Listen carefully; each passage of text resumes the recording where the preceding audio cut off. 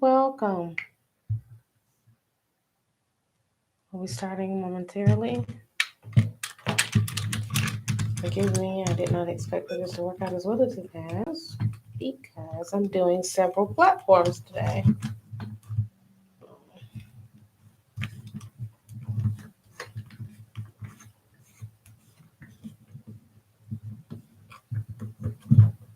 Okay, we're going to do this. We're going to be discussing recognizing. Great.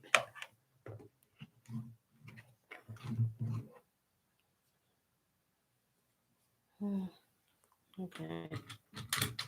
Sorry, guys, for the inconvenience.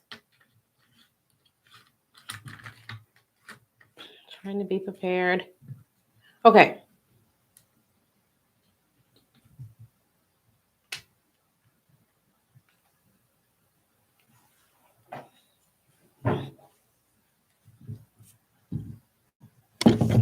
Okay.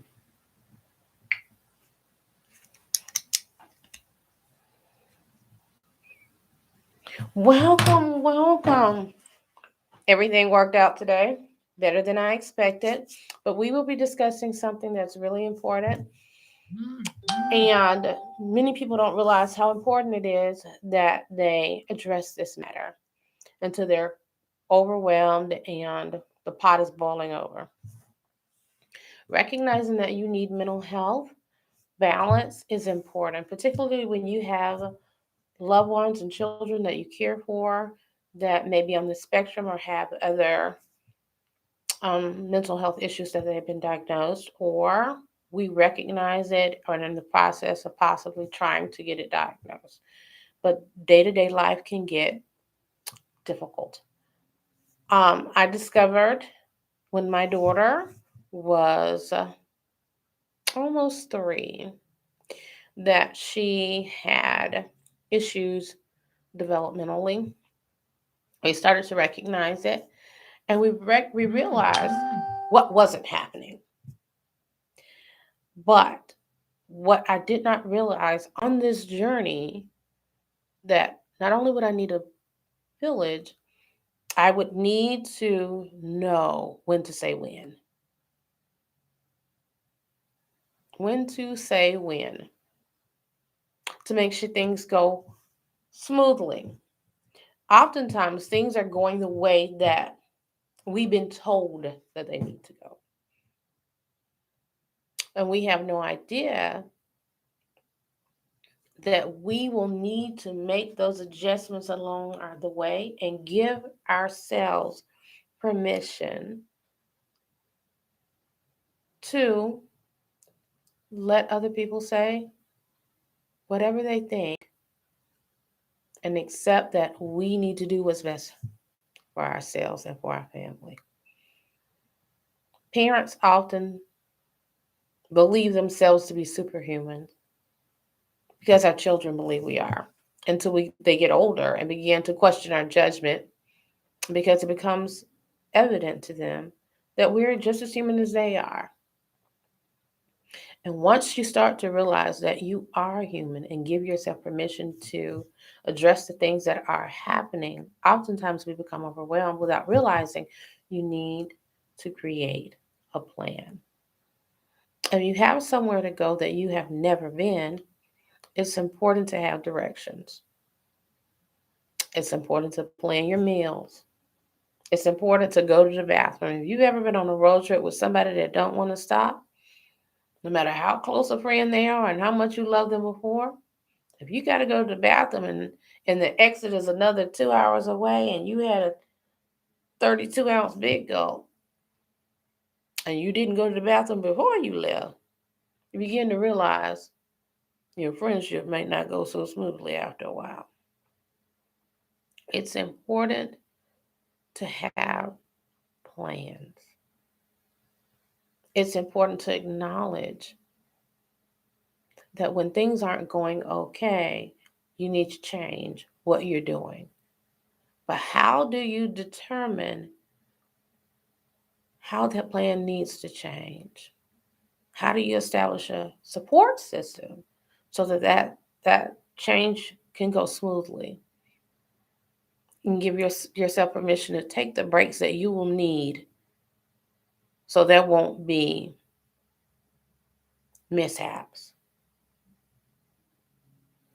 Things are going to happen,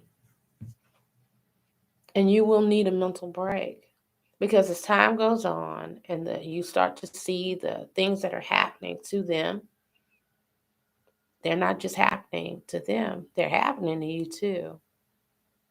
And that's hard. We all have expectations, whether we verbalize them or we don't verbalize them. It's key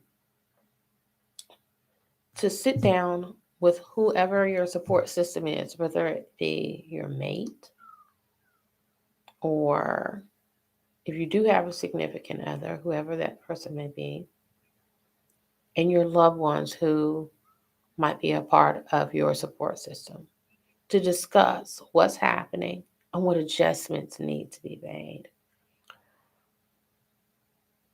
I was talking to someone recently that I love a great deal, and we were discussing some issues that they were having work wise when it came to dealing with how do you deal with your kids having a meltdown? Who handles that? How do you get the break that you need and address what they need? How do you address those conversations with your employer? Those things have to be addressed. Oftentimes, there is a lot of guilt, and we have a standard that we have been led to believe we should go by based on, oh, when I was younger, this is what we did parenting wise. That doesn't work for every child. I'll say this: some people don't see things the way you see, but you have to understand too, some people are colorblind. So what's red to you is brown to someone else. But they should not feel that they will be disregarded or belittled. Oftentimes, people don't tell you that they have children that have issues. So it doesn't get discussed with your employer. And it becomes a source of contention when there are two people in the home that work. How do you address those matters? How do you address your plan for discipline for them so that you can have a break yourself? How do you give yourself permission to not be overwhelmed? I found that it was hard because oftentimes you're led to believe as a parent that you're supposed to be superhuman in so many ways. You should be able to handle this. And sometimes you get so overwhelmed that you're still wearing a mask, but it's starting to crack. And it starts to manifest itself in every part of your life. You start losing interest in everything that you are doing. And then if you're not careful, you'll become resentful. There was a point for me as I was working and my mate was working and I was taking my daughter to physical therapy and we had all these things going on. And then we had our own personal ministry that we were doing because of our faith. It became so difficult that I wasn't honest with myself and the fact that I was becoming resentful. Not at anything that I recognized. I was becoming resentful without realizing it, that I was becoming resentful toward my children. And they had done nothing but be children. The issues that they had were not things that they could control or we had any understanding that this would happen and was preventable. We didn't know. But over time, I started to realize I needed to create a plan. We started to work opposite schedules and schedule our life better so that we could get the things accomplished that we needed to accomplish to maintain our day-to-day life and not find yourself overwhelmed and lashing out at everyone, because it not only was affecting my family life and how I was treating my loved ones, it was affecting my job. It was affecting my performance. And even in ways where it's not necessarily directly aggressive, it can be passive aggressive. And you're disagreeing with your mate, you're seeing, not seeing eye to eye without realizing it's important to have a plan, even in how you discuss it. And it's important to know how to discuss it, even with your children, in regards to what your expectations are of them. Oftentimes, we expect more than it's possible that you're going to receive. I gave the example to someone I was speaking to that if you loan someone $1,000 without realizing, you knew that they did not have the money, but you didn't count down the road to the fact that they weren't going to be able to directly pay you back in the manner in which they promised, because they clearly didn't have the means right then. And there was nothing coming in big, nothing was changing in their life so that financially they would be able to accommodate the promise that they said. They can't, and no matter how angry you are, it won't change the fact that they don't have what they promised or what they should be able to do. They, the person suggested that, oh, they could help you out or do other things to make it better. I said, you can't pay your house note with their attempts at other things, because what is required of you paying your other bills for the money that you loaned them that you didn't have to give them was that they actually have money, because those resources won't be met with other attempts in other directions. So understanding before you do any of those things what that plan is for them to pay you back, or if you can assist them in any way. And we have to understand too, and many times we expect more of our loved ones than they're capable of, those that have those disabilities or those mental health disorders. Finding out what you need to do, where those resources need to come from, getting professional assistance is not a bad thing. It will ease the stress that you are personally experiencing by getting the help that they need. Once you help yourself by creating a plan, you can help your family because you can execute that plan. It's important to give yourself permission to say no and give yourself mental boundaries and be okay with not being able to stay for long vacations with loved ones who have the best intentions of seeing you and them. But if you know that this is going to be overwhelming to your household, why would you do it? Would you take your car on a distance that you don't have the gas to cover for you to get there and get back safely, knowing ahead of time that you're going to run out and you don't have the means to cover that? It wouldn't be a solid decision. So when we make decisions for our own plans for our life, when you have to go see a loved one or travel for business, you have to incorporate the plans that have to happen for your household based on what you know, not what other people think that you should be able to do. Because their intentions may be good, but it may not end well, and more than likely won't, because of what you know of your situation. You know that structurally your household was ran different, and that they may not be able to deal with people in the setting in which you will be in for that extended period of time. So we have to keep all of those things in mind when we make those plans. Also, how you correct your children. It's wonderful when people love you and want to be of assistance in the correction of your child. However, Are they experienced enough in what is going on with your child to acknowledge it, cope with it, and be consistent about how it's being handled in light of what they actually know of your child's diagnosis? Many people say that's an excuse. If you had a heart problem and you were told that if you went on a 10K, it would kill you, would you do it because other people felt that you could?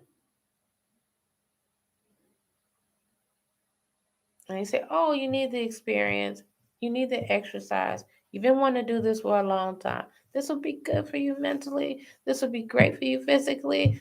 You can't let things block you, no matter what other people say. But in fact, you know that this wouldn't be a solid decision because you know what your situation is. So, not acknowledging what's going on and allowing other people to take the reins on a situation that they're not prepared to deal with will not help your coping. It won't. So, it's important to stick to your plan, even when other people try to change it for you. I have a book today that I want to share with a lot of people that have children who have children that may be on the spectrum. This book is talking about parenting your Asperger child. Individualized solutions for teaching your child practical skills. Also, it's important to have disciplinary plans and figure out how to work that out. What works for your child? This book particularly talks about how to help them deal with everything, including applying for a job. I had to speak to someone that I love and recognizing that people don't all hear it the same. As I said, we don't all see the same because some people have vision issues. Some people require glasses to see. Some people are colorblind, so they may never see what you see. Understanding what that they won't grow out of the fact that they are autistic or having Asperger's is key to your sanity, because you will keep jumping for something that gets higher and higher. It's quite possible that many of them, depends on where they are on the spectrum and the effort that you put in. Sometimes it really does make a difference, but it won't change everything. It makes a huge difference, but it won't change everything. So it's really key that we acknowledge what's going on with our child and understand that sometimes as they get older, they start to regress. And when they get to puberty, they start to develop other mental health issues. And those issues are indeed real, no matter what other people think. I liken it to puberty. Everybody develops at a different time, and we develop differently. Some people don't have skin issues. Some people have all the skin issues. Some people have mild cases of acne, and some people don't have anything that happens to them at all that's negative in that way. But we have to understand that when through this journey and through their developmental process, they're also developing other mental health issues. Some may develop only a few things, some may develop nothing at all. Some respond to medications, some don't. But it's important to take the time to do the homework. I found that people who don't want to do the work and they won't, they're overwhelmed by trying to fulfill everybody else's expectations of what their parenting roles, goals, and purposes are. They have the most stress themselves. and the most chaos within their household. Once I started to embrace the fact of what was going on with my kid and what was necessary and what was working, I had to make big changes. What's funny is oftentimes what you don't want to let go of, God causes you to be so painful that He'll make you have to let go of it. I was working a job that was so strenuous, and it was affecting my family life, and it was definitely affecting how I dealt with my kids because I was already exhausted when I got there. Much was required. It was very physical, and it was mentally draining.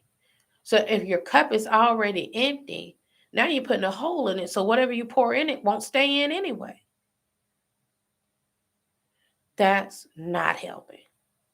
And for us, we started to realize that we each had different strengths. For my husband, his strength is a little more consistency than me. Okay, by a little I mean a lot. He's a lot more consistent when it comes to understanding what's needed for them, understanding what works for them when it comes to saying, we're not doing that anymore. And they listened more effectively with them. But I'm better at planning because I have a tendency to expect things to not work out. So even when we're traveling, just going to the store, sometimes I have food and water. You don't never know if you're gonna be trapped on the road and you can't get by. And if you're gonna be there for hours, you need to have a plan on what you're gonna eat and what you're gonna do. Part of this because I developed diabetes when I was pregnant. Well, I found out I had diabetes when I was pregnant with my son, and it turned out to be type 1 instead of type 2. But I started to have to change my life in order to stay alive. I had to change my diet in every way. I hate it. Anybody that knows me know I don't live for food, but I love it. I call myself a food appreciator. My mama said it never been a meal I have had that I did not appreciate and eat. If it wasn't bad, I was eating it. And even if it was bad, I would muscle through it. But I always planned ahead. I started to have to do it more and to learn to adjust because when you have children that have those issues and those cognitive issues, there are things that you may not realize is affecting them that will change the way you need to do things, like going to the store. I had no idea.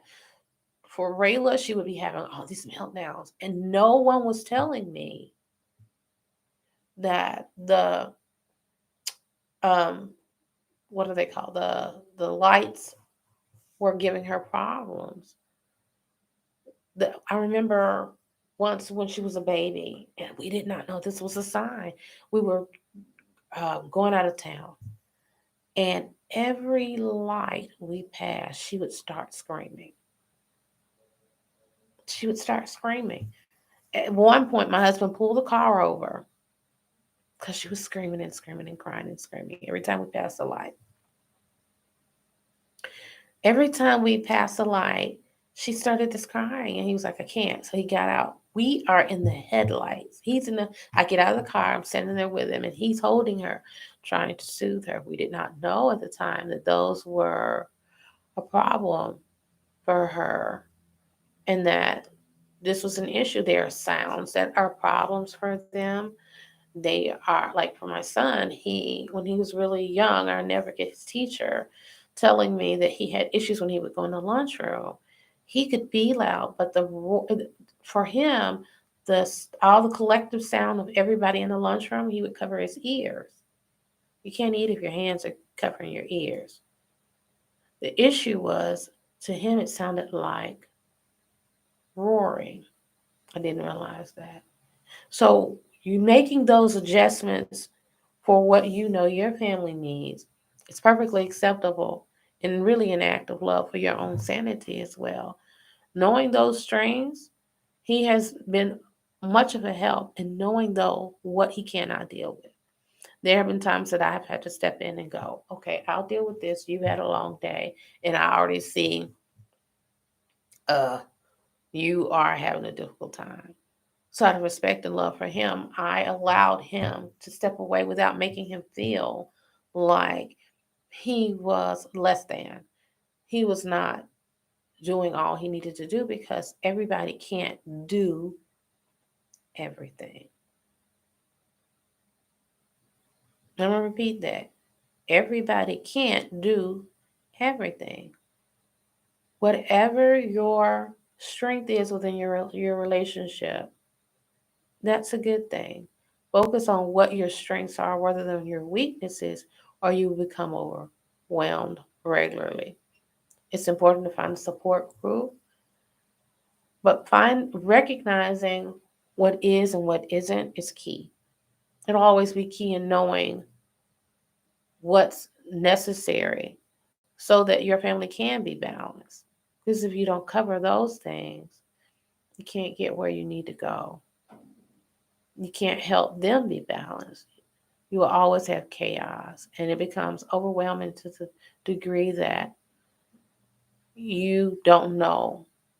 But they always say that people who have family members, children who have mental health issues, cognitive issues, the divorce rate is much, much, much higher for people who have those life circumstances than they are for anybody else. It's hard to maintain a relationship. It's hard to find a relationship because how do you find a mate or someone that's significant in your life that you love and care about regularly and deal with regularly that can help you cope with your child and them understanding upfront that that's what's necessary. That's what's going to be necessary. That when they step into this relationship, that even if they have another parent, they're there. So you're their second parent. You're their second set.